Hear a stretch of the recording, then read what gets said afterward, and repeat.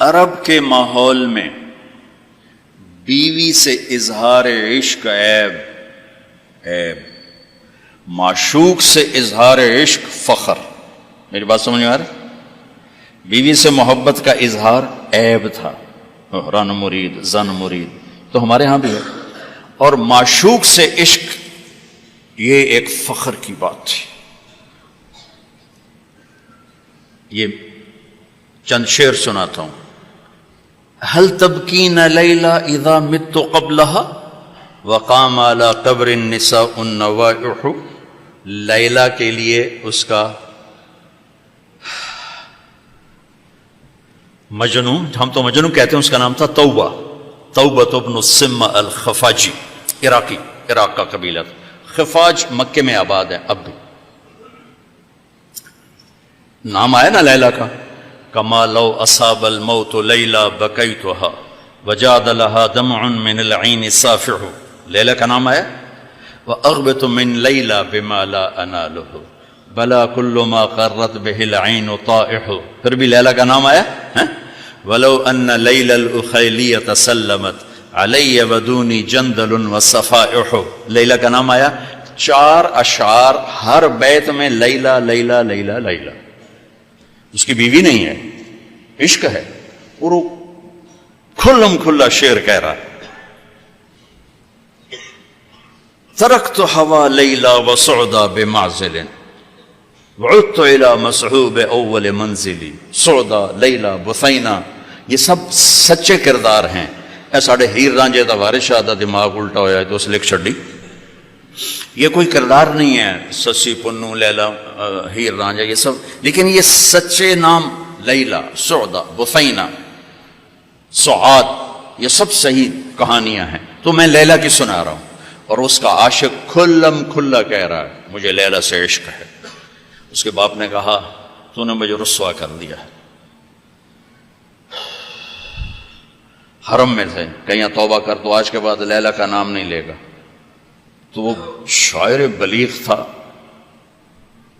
کہنے لگا الہی تبت من کل المعاصی ولکن حب لیلا لا اتوب۔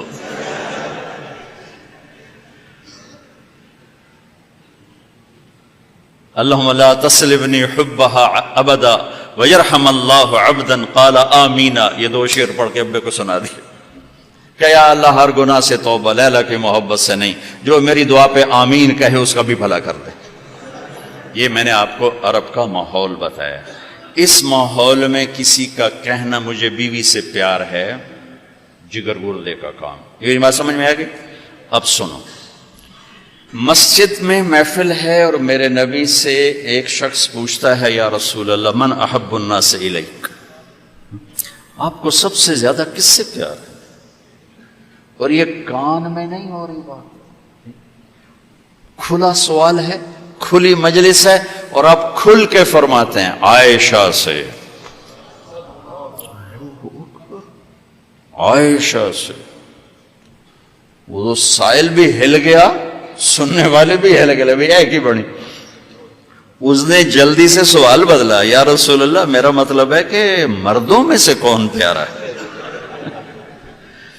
تو آپ نے نبض اس کی دیکھ لی، تو اب آپ نے کہنا تھا ابو بکر سے، تو آپ نے کہا عائشہ کے ابا سے، ابوہا عائشہ کے ابا سے۔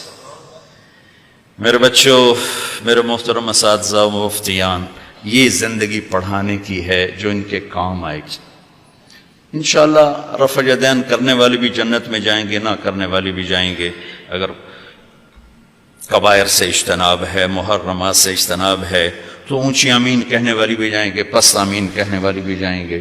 یہ تو مختلف ہی چیزوں میں جنت جہنم کا پھر معیار نہیں رہ جاتا، پھر اولا غیر اولا کا معیار رہ جاتا ہے۔ لیکن جو چیزیں میں آپ کو زندگی کی بتا رہا ہوں، ان پر جنت اور جہنم کے فیصلے ہونے والے ہیں۔ تو اپنے گھروں کو اگر آباد کرنا ہے تو اپنے نبی والے خوبصورت اخلاق اپناؤ، جس سے میرا گھر آباد ہوگا، آپ کے گھر آباد ہوں گے۔ ایک آیت سنا دیتا ہوں جس میں پوری زندگی موجود ہے۔ ہن لباس لکم وانتم لباس لہن، تمہاری بیوی تیرا لباس ہے۔ یہ اس سے تشبیہ ہے. آپ کا کیا خیال ہے؟ میں ابھی کپڑے بدل کر آیا ہوں، اس پر میں چائے گراؤں گا، خود سالن گراؤں گا؟ بلکہ وہ ضیافت میں جب کپڑے پہنے ہو نا دھلے ہوئے، تو ہم آستینیں چڑھا کے کھانا کھاتے ہیں کہ کہیں آستین سالن میں نہ ڈوب جائے. سامنے ہم کوئی رومال رکھتے ہیں کہ اس پر کوئی سالن کا قطرہ نہ گر جائے، کوئی چائے نہ گر جائے، کوئی داغ لگے تو فوراً دھوتے ہیں. کبھی دیکھا کسی نے اپنا کرتا پھاڑنا شروع کر دیا ہو؟ میں قربان جاؤں، قرآن کیا کلام ہے. ایک لفظ میں پوری زندگی سمجھا دی کہ جتنا لباس کو بچاتے ہو اتنے اس رشتے کو بچا لو تو زندگی آباد ہو جائے. ہن لباس لکم وانتم لباس لہن. اللہ عورتوں سے بھی کہہ رہا ہے کہ تیرا خامن تیرا لباس ہے، اور ہمیں کہہ رہا ہے تیری بیوی تیرا لباس ہے. دونوں کو اللہ نے سمجھا دیا کہ جتنا لباس کی حفاظت کرتے ہو اتنا اس رشتے کی حفاظت کر لو تو گھر آباد ہو جائے. غریب کا بھی مالدار کا بھی. گھروں کی آبادی کا تعلق نہ علم سے ہے، نہ فتوے سے ہے، نہ پیسے سے ہے، نہ فقر سے ہے. گھروں کی آبادی میٹھے بول سے ہے، اچھے اخلاق سے، محبت سے، اظہار محبت سے. ڈاکٹر عبدالحی رحمۃ اللہ علیہ کی پڑھ رہا تھا میں واقعات، تو اس میں انہوں نے خود ہی اپنا ایک واقعہ ارشاد فرمایا کہ میں اپنے ایک مرید کے گھر گیا کھانا کھانے، تو کھانا بہت بڑھیا تھا. تو فرمایا کہ کس نے کھانا بنایا؟ کہا جی بیگم نے. کہا بلاؤ. بلا کر کہا بیٹی آپ نے کھانا بہت اچھا بنایا تھا، آپ کا شکر گزار ہوں. تو اس نے رونا شروع کر دی. تو ڈاکٹر صاحب رحمۃ اللہ علیہ فرمانے لگے بیٹی رونے کی کیا بات ہے؟ کہا حضرت آپ کے مرید کے پاس 30 سال ہو گئے، ایک دفعہ کبھی اس نے نہیں کہا تو نے کھانا اچھا بنا. بھائیو حوصلہ افزائی کرو، تعریف کرو. دیکھو خوشامد حرام ہے، تعریف تو حق ہے. وہ جو آتا نا اس کے منہ میں مٹی ڈالو، اس سے مراد تعریف نہیں خوشامد. میں بڑے اشکال میں رہتا تھا کہ حوصلہ افزائی تو حق ہے، اور یہ آ رہا ہے کہ جو تعریف کرو اس کو منہ میں مٹی ڈالو. تعریف تو حوصلہ افزائی ہوتی ہے. پھر ابن ماجہ پڑھاتے ہوئے میرے سارے سوال حل ہو گئے. یا معاذ ایاک والتمادع فانہ الذبح. معاذ خوشامد سے بچنا، یہ ذبح کر دینا ہے. یہ جہاں جہاں یہ لفظ آتا ہے تعریف کرے منہ میں مٹی ڈالو، خوشامد خوشامد خوشامد. تعریف میرے نبی تعریف کر رہے، اپنے صحابہ کی کتنی تعریف فرما رہے، موقع موقع پر ان کی تعریف فرما رہے ہیں. تو اپنے رشتوں میں اپنے رشتوں کو پانی لگاؤ میٹھے بول کے ساتھ، تعریف کرو. کھانا بنا دو کیا اچھا بنایا ہے، لباس پہنا کیا خوبصورت لگ رہا ہے. ماں کی تعریف کرو، باپ کی تعریف کرو، استاد کی کرو، استاد شاگردگی کرے. اس سے حوصلہ بڑھتا ہے. خوشامد حرام ہے، تعریف میرا حق ہے، آپ کا حق ہے. میں آپ کی کوئی تحریر دیکھوں، آپ کا کوئی تقریر دیکھوں، آپ کی کوئی چیز دیکھوں تو میرے ذمہ ہے کہ میں آپ کی حوصلہ افزائی کروں. تو رشتوں کو پانی پلانے کے لیے حوصلہ افزائی، تعریف، کمیوں سے درگزر، اس سے میرے عزیزوں گھر آباد ہوتے ہیں. وہ عالم کا گھر ہو، مفتی کا گھر ہو، یا کسی ان پڑھ کا گھر ہو. گھروں کی یہ شکل و صورت 4 دن کا کھیل ہوتا ہے، پھر کشش ختم ہو جاتی ہے.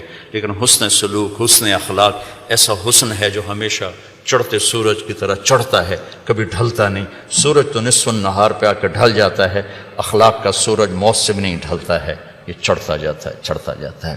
تو اپنے گھروں کو آباد کریں حسن سلوک کے ساتھ، حسن اخلاق کے ساتھ.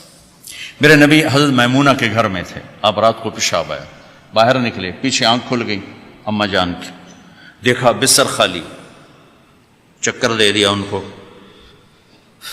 سوکن پنے نے کہنے لگی اچھا میری باری میں مجھے چھوڑ کر دوسری بیوی کے پاس چلے گئے. وہ سوکن پن کنڈی لگا دی. اللہ کے نبی آئے، دروازہ بند. آپ نے دستک دی، میمونہ دروازہ کھولو. کہا میں تو نہیں کھولتی. آپ نے کہا کیوں؟ کہا مجھے چھوڑ کے دوسری بیوی کے پاس چلے گئے. کہا اللہ کی بندی انی حاقن، حاقن کہتے ہیں زور سے پیشاب آیا. کہا مجھے پیشاب آیا تھا بڑے زور کا. کہا کوئی پیشاب نہیں، مجھے پتا ہے آپ کہاں گئے ہیں. وہ حضرت عائشہ پیشاب ہو رہا تھا.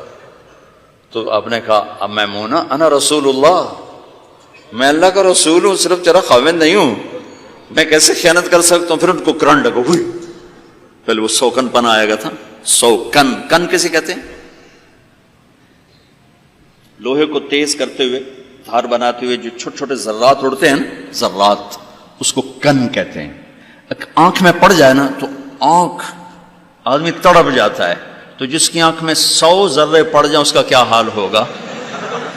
یہ ہے 100 کن، 100 کن، اس سے ہے کہ آنکھوں میں 100 ذرے پڑ گئے، بشر ہے۔ تو انہوں نے کہا، آپ نے کہا میں اللہ کا رسول ہوں، میں خیانت کر سکتا ہوں؟ پھر تو جا کے نا دروازہ کھولا ڈرتے ڈرتے، تو اللہ کے نبی مسکراتے ہوئے آئے اور آ کر اپنے چارپائی پہ بیٹھے، ایک لفظ نہیں، ایک لفظ۔ میرا عزیزو، یہ میرے نبی کی خوبصورت زندگی ہے جس میں یہ سارے دروس موجود ہیں۔ زندگی کو حسین بنانے کے لیے پیسہ نہیں چاہیے، اخلاق چاہیے، شکل صورت بھی نہیں چاہیے، اخلاق چاہیے، اچھے اخلاق، میٹھا بول،